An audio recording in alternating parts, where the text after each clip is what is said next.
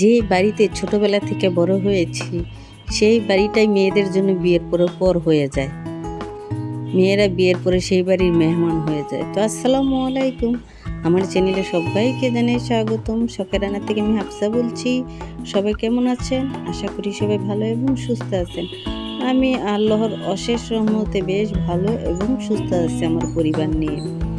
তো চলে আসলাম নতুন আরেকটা দিনে নতুন আরেকটা ব্লগ ভিডিও নিয়ে আপনাদের মাঝে শেয়ার করার জন্য। আশা করি ভালো লাগবে, আর যদি ভালো লেগে থাকে অবশ্যই লাইক দিয়ে ভিডিওটা কন্টিনিউ করবেন। কাছে দূরে দেশ কিংবা দেশের বাহিরে যে যেখান থেকেই বসে আমার এই ভিডিওটা দেখছেন সকলকে জানাই অসংখ্য ধন্যবাদ।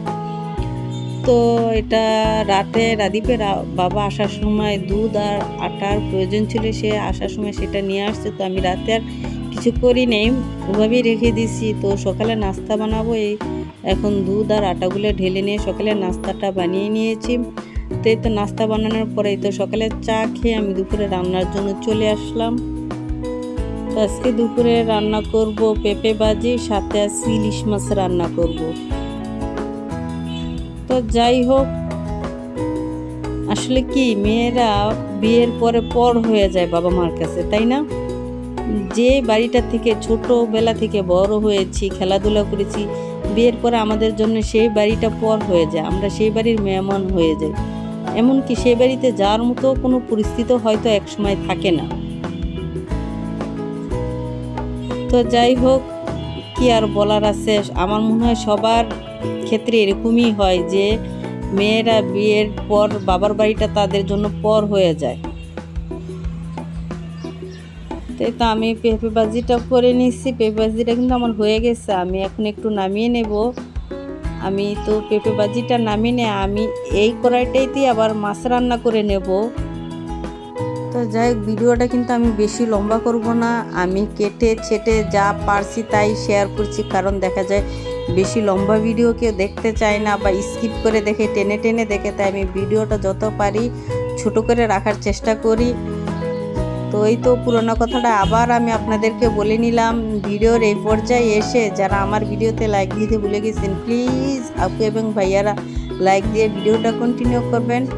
আর যদি আমার ভিডিও কারো কোনো অংশ ভালো লেগে থাকে অবশ্যই চাইলে আমার চ্যানেলটি সাবস্ক্রাইব করে আমার পাশে থেকে যেতে পারেন। আর যদি আমার এই ভিডিওটি বেশি ভালো লেগে থাকে অবশ্যই শেয়ার করে অন্যকে দেখার সুযোগ করে দিতে পারেন। আর যারা ফেসবুক থেকে দেখে থাকেন অবশ্যই আমার এই পেজটি ফলো দিয়ে রাখতে পারেন। আর যদি ইউটিউব চ্যানেল থেকে দেখে থাকেন অবশ্যই আমার চ্যানেলটি সাবস্ক্রাইব করে আমার পরিবারের একজন সদস্য আমার পাশে থেকে যেতে পারেন। আর যারা এই কাজটা অলরেডি করে দিয়েছেন তাদেরকে জানিয়ে অসংখ্য ধন্যবাদ। তো এই তো আমার ইলিশ মাছ রান্নাটা কিন্তু হয়ে গেছে।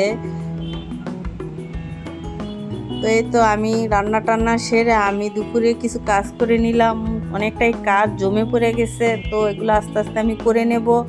তো এখানে আমি কিছু ওঠানো হাঁড়ি পাতিল ছিল, যা আসলে এগুলা সবসময় কাজে লাগে না, দেখা যায় মেহমান আসলে এই পাতিলা বড় পাতিলাগুলো কাজে লাগে।